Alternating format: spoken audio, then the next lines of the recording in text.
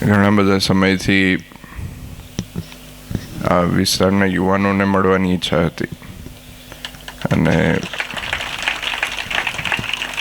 મહીસાગર વિસ્તારના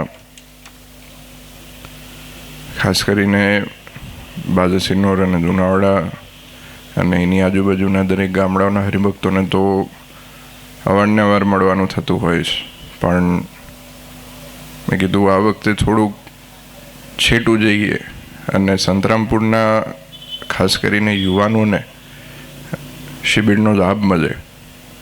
કારણ કે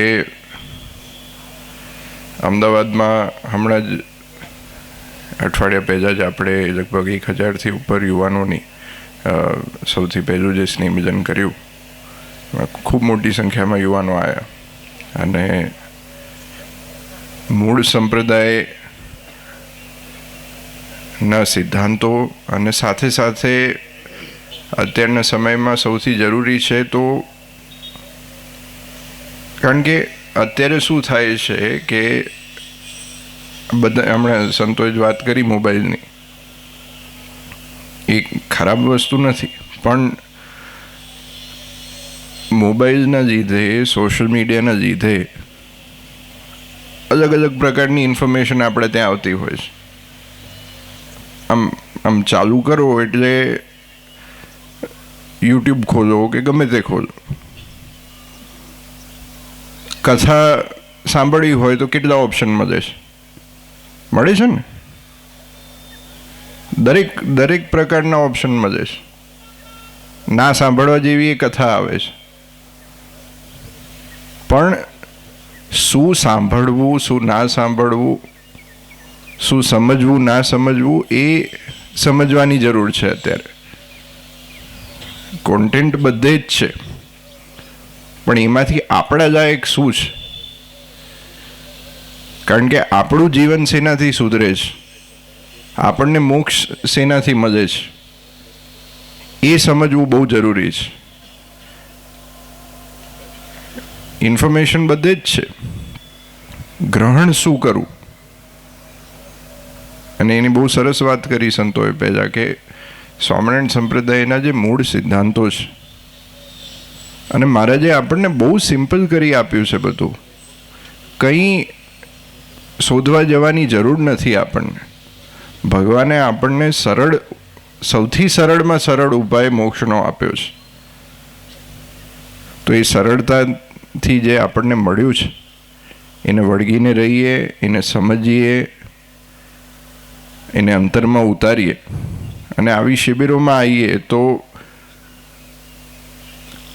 આપણા જીવને હિતની જે વાતો છે એ અંતરમાં ઉતારીએ.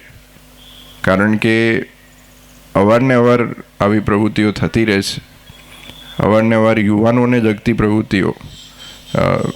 હવે જેટલા પણ વધારે યુવાનો જોડાઈ શકે એ પ્રવૃત્તિમાં એમને જોડાવાનું છે, પણ એમાં આવવાનો ફાયદો ત્યારે થશે જ્યારે આપણે બધાએ એ વાતનું ગ્રહણ કરીશું, એને સમજીશું, એને અંતરમાં ઉતારીશું. કારણ કે એક કાનથી સાંભળીને બીજે કાનથી કાઢી દેવું સહેલું છે, પણ આ બધા સમય કાઢીને જ્યારે અહીંયા આવ્યા છો અને દેવનો ખપ રાખ્યો છે, અહીંયા જે છોકરાઓ અને સંતો મહેનત કરીને ગામડે ગામડે પ્રચાર પ્રસાર કર્યો, અમને વાત કરી હમણાં થોડા દિવસ પહેલાં કે શનિવાર છે, ચાલુ દિવસ છે, તો કદાચ સંખ્યા ઓછી થશે. મેં કીધું કંઈ વાંધો નહીં, જેટલા આવશે એટલા દેવના ખપવાળા આવશે. અને સંખ્યાની કોઈ ચિંતા નથી. એક હરિભગત 1000ના બરાબર છે, જો અગર એ દેવની નિષ્ઠાવાળો હોય તો. અને દેવની નિષ્ઠા, ચોખ્ખી નિષ્ઠા, એને ખબર છે હરિભગતને, એક નરનારાયણ દેવના યુવક મંડળના હરિભક્તને ખબર હોવી જોઈએ કે એને શું કરવું, શું ના કરવું, ક્યાં જવું, ક્યાં ના જવું, કોની સાથે બોલવું, કોની સાથે ના બોલવું. હમણાં સ્વામીએ સરસ વાત કરી પગે લાગવાની, નિર્માણીપણાની, દાસના દાસ થઈને આ સંપ્રદાયમાં રહેવું.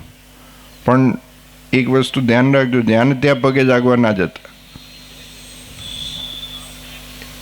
બહુ જરૂરી છે ક્યાં પગે જાગવું એ પણ સમજવું જરૂરી છે, ક્યાં પગે ના જાગવું ને એ પણ સમજવું જરૂરી છે. કારણ કે માથું આપણું જે છે એ દેવ સિવાય બીજે ક્યાંય નમવું ના જોઈએ. અને દેવની નિષ્ઠાવાળા સંતો, હરિભક્તો એ આપણો પરિવાર છે, એની સિવાય ક્યાંય માથું આપણું ના નમવું જોઈએ. આપણે બધાએ દેવના થઈને રહેવાનું છે. ભગવાને જે મૂળ સંપ્રદાયના સિદ્ધાંત આપ્યા છે એમાં વળગીને રહેવાનું છે. નરનારાયણ દેવ યોગ મંડળની સ્થાપના ઘણા એ બધા વર્ષો પહેલાં મારા શ્રીએ જ્યારે કરી, ગામડે ગામડે ફરીને, અમને યાદ છે સંતો વાત કરતા હોય કે એ વખતે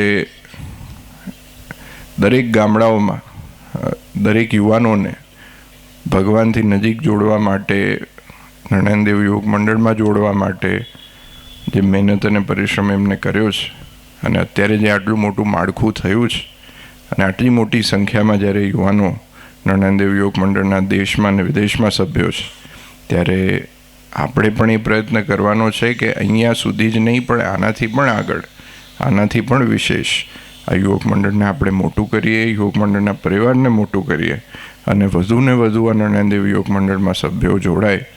અને બાળ મંડળમાં પણ નાના નાના બાળકોએ આજે ઘણા બધા ઉપસ્થિત છે. તો બાળ મંડળ જે છે એ પાયો છે, અને પાયામાં પણ નવા નવા દીકરા દીકરીઓ પણ જોડાય એવો આપણે બધાએ પ્રયત્ન કરવાનો છે. અને આ વિસ્તારના હરિભક્તો ખૂબ મહેનતથી, ખૂબ પરિશ્રમથી સત્સંગ કરતા આવ્યા છે વર્ષોથી, અને વિશેષ મહારાજ આપ બધાને હજુ સત્સંગ કરવાનું બળ આપે.